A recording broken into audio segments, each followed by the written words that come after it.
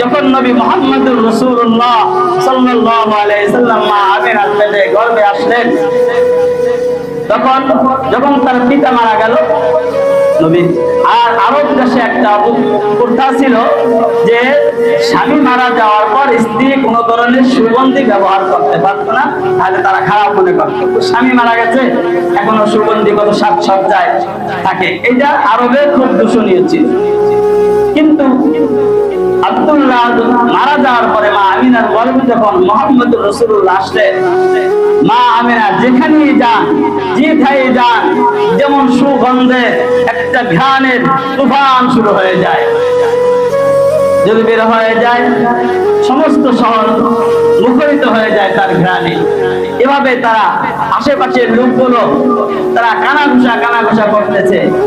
তার স্বামী মারা গেছে, এত সুন্দর সুঘ্রাণ যে কোথায় পায়, যা